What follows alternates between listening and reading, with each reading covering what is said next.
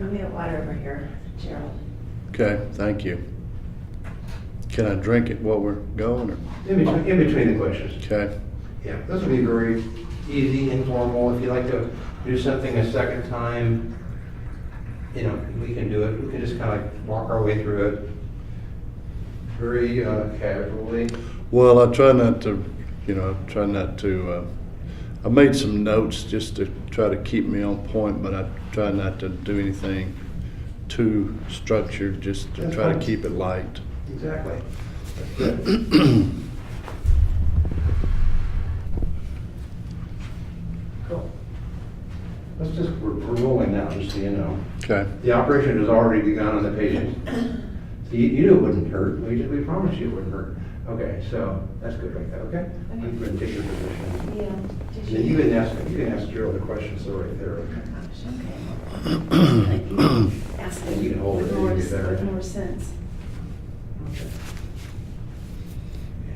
So how did you get your start in the field of EVM? And you should start with, I started, or I got my start, so that you kind of complete the question, or that people aren't wondering what the question was. Okay. I started in EVM about 20 years ago. It was nothing illustrious about it. My former boss, Bill Simpson, who's taught me a lot, not only about EVM, but also just leadership principles and how to be a leader.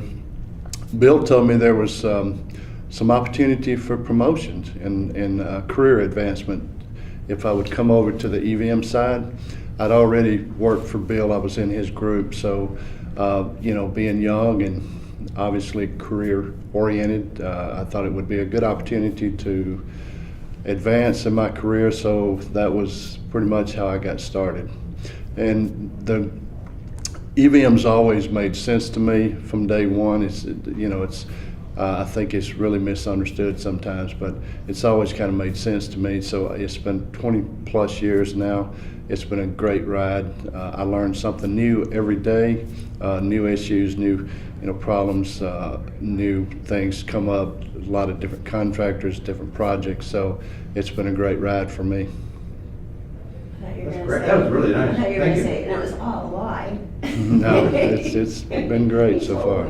Looking good. Keep going. Describe the current size and role of IPM activities at NASA.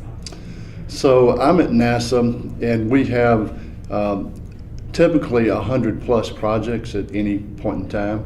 Our annual budget is about $19 billion, which sounds like a lot, but in the context of the overall government budget, $19 billion is less than one half. It's about 1/2 of 1%. So it's small dollars when compared to DOD. DOD's 325 billion or so, give or take a billion here or there.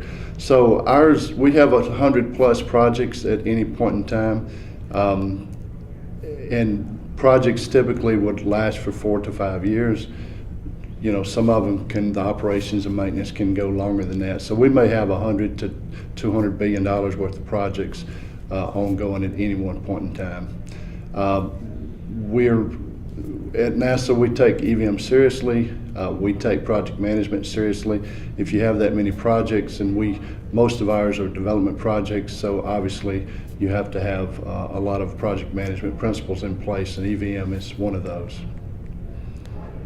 Yeah, I need to go ask the people outside. I hear that, yeah. So just give me a moment. I'm going to Okay. stay recording the whole Shoot, time. shoot them away. Just go ahead and get us set up for the next question. It's going wrong. Okay, the next one is, what is the uniqueness of NASA's mission and how IBM fits into that environment? So don't answer yet. Yeah. Until the door gets closed.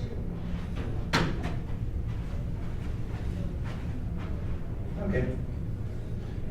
Just insulted 5 people. That's great. So. So the NASA projects, we are in the role of development. So the uniqueness of our projects, I think, are oftentimes our projects are one of a kind. So it's never been done before. So that's somewhat unique in the aspect of we don't have a plan, a former plan that we can refer back to. So we're, doing a lot of studies, engineering studies, concept studies, those type of things to see what would make sense. So that's in regards to NASA. We do a lot of one-time activities. So that makes the project management, performance management, EVM, even more important in my mind, because what EVM, the benefit to EVM is it forces good upfront planning. So with something you've never done, it forces you to sit down and really think about how are we going to deliver on this particular work. And then you want to have a baseline in place to measure those things, to make sure that you have a good plan, that you're on track, because when something's never been done before, it obviously would lead to cost and schedule overruns if you don't have a good plan and some kind of indicators to show you where you're at as far as the project status. Very nice. Yeah, that's good. Everybody will like that. Are you feeling comfortable with it? Yeah. They look great, yeah. They sound good. Explain the differences and similarities, EVM, IPM, among the various civilian agencies.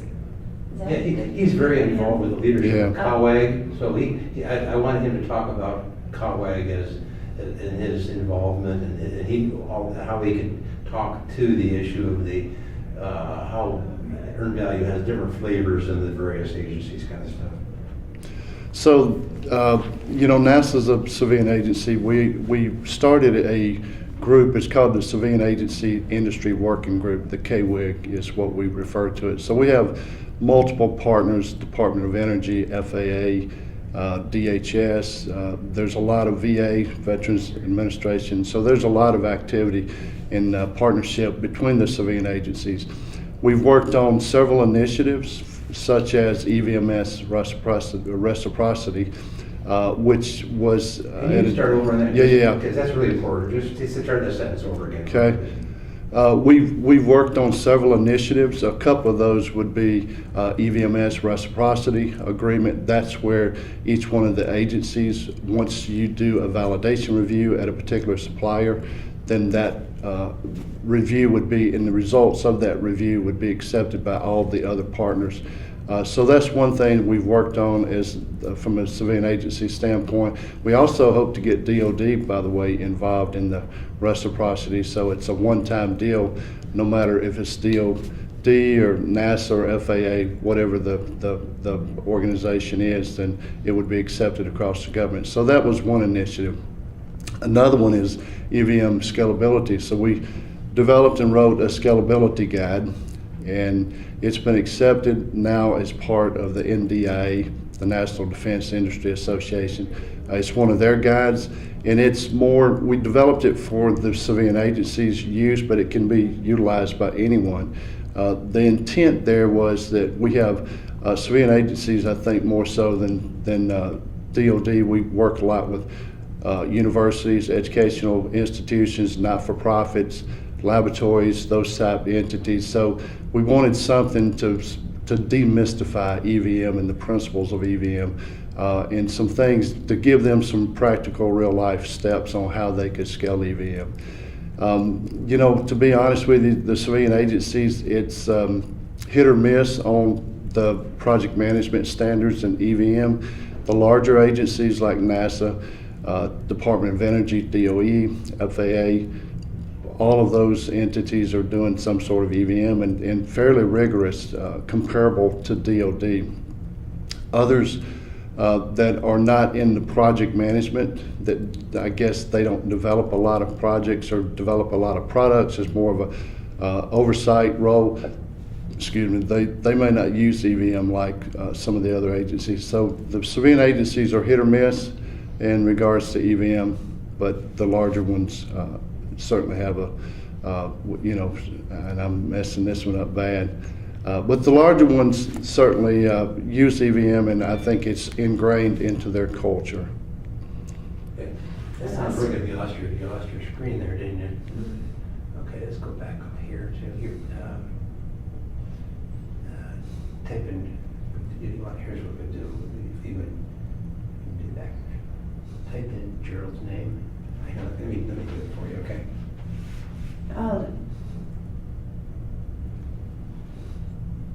Yeah, feel free to edit that one. Believe me, I will. I was all over the place there. No, you get me a lot to work with though, so we're really doing well.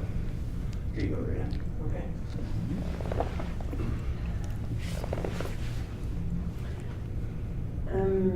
This is, please provide some examples of NASA's EVM intervention / clarification / establishing activities. Okay. So at NASA, we have, our projects are based on phases. So we have the development phase, the formulation phase, development phase, and then we have the operations and maintenance phase. So the requirements for EVM are performance measurements at NASA. Let me start that one over to. Sure. So the requirements at NASA for EVM performance management is at the project level, which then projects are made up of not only in-house work but contract work. So the EVM requirements would flow down to the contracts. At the project level, at phase C, which is really after the preliminary design review, then our projects have to start reporting EVM, which kind of implies that to report it, you would have to have set it up earlier than that. So typically at the project level, our projects will set up EVM in phase B prior to PDR, and they'll begin reporting at the project level, which includes in-house. And in the contracts, that requirement is at the contract award, regardless of project phase. They would have the EVM requirement. So the reason I mention that is I think we're somewhat unique because we do a lot of development in-house, so we don't contract all of our work out. We actually build instruments and deliverables in-house that we may either supply to a partner or that would be integrated into an overall system. So we need to do EVM because we need to track scheduling costs and performance there, so we do EVM at the project level. So we have requirements, project management requirements that make it a requirement to do EVM, but not only EVM, but good project management standards, scheduling, WBS, product-oriented WBS, budget phasing. We have a lot of reviews that are associated with that life cycle for a project to ensure that there's a non-advocate review, so to ensure that our projects are getting the best data and our senior managers are getting the best data to make decisions. What are the biggest hurdles? What are the Biggest hurdles in the field of IBM today? So the biggest hurdles in the field today, in my opinion, there's several things. One is the rigor of EVM and the rigor associated with the government oversight. So there's always a debate about what is enough rigor, how much oversight should the government apply to the contractors, what is enough, what's too much, and the more oversight that you have, then it certainly would increase costs. So I think the oversight is always a hurdle. How much is enough? What's the right size of that? And then I think the cost is the other issue that I hear about all the time. It costs too much money, and I think part of the cost can be the government oversight, because the more information, the more reviews that we do at a contractor facility, then the more time we're assuming or consuming of theirs. So it's going to drive cost up, and the more questions we ask, it takes time to answer those questions, so it drives the cost up. Now, I think the cost, I hear anywhere from, I think studies have shown 0.5% up to 1.5% is what it should cost, EVM should cost on a contract. But I hear sometimes as much as 20% from the contractors in negotiations. Of course, we think that's them pushing back on the requirements. And I think the contractors push back on the requirements oftentimes because they don't want the government oversight associated with it, and also because the more information that your customer, the government, has, the more questions they're going to ask. Seeing that, again, those questions drive time, and you only have so much time in a day, so you want to do the real work and develop the products versus having to respond to audits and reviews and surveillance. Other than yourself, who were or are the biggest? Yeah. That's a loaded question. Other than yourself, Who are the biggest names in IBM? Some of the folks that have really had an impact on my career, Gary Humphreys is a guy that's been there from day one. Gary's probably been around 40 or 50 years. I think he was actually with Whitey Driesnack, who was the originator, creator of EVM, which was under another name at that point in time.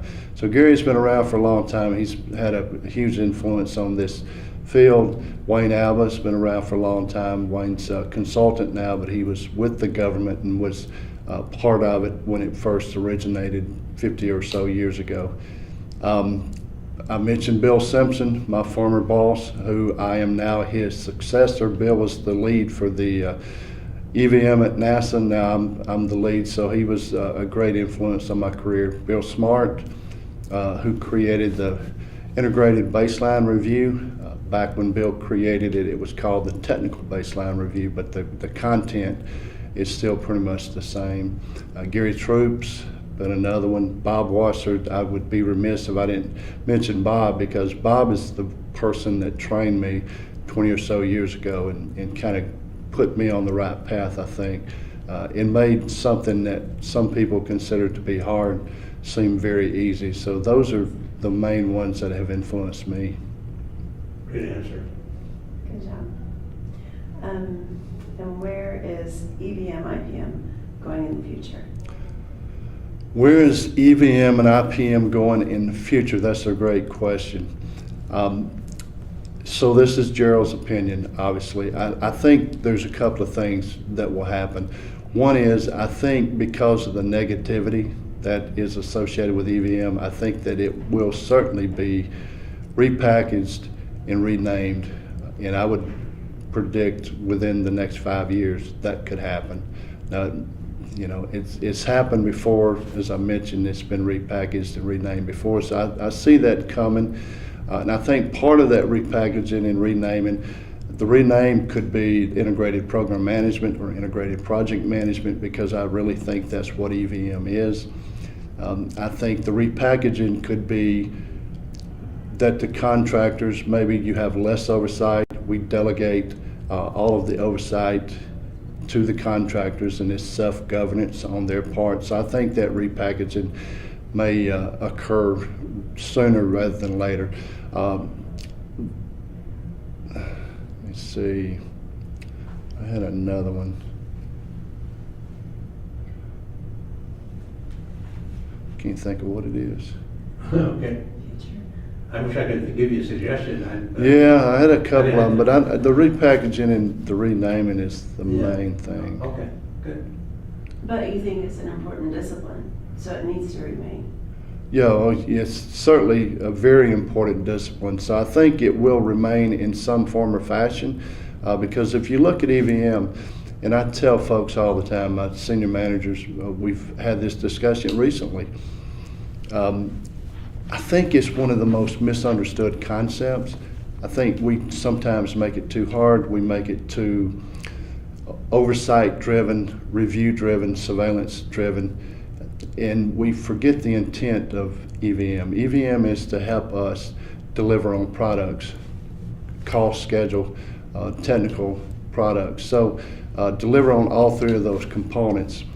And I think that's where we really have to get back to, is what is the intent of EVM? Is to help deliver products. It's not to do surveillance. It's not to beat up a contractor. It is to deliver on products. And I think as part of the repackaging, I would hope that would become part of that repackaging. What makes sense with the government oversight? How much should that cost? And what I would like to see personally is that the contractors now, industry owns the EIA 748, the EVM guidelines.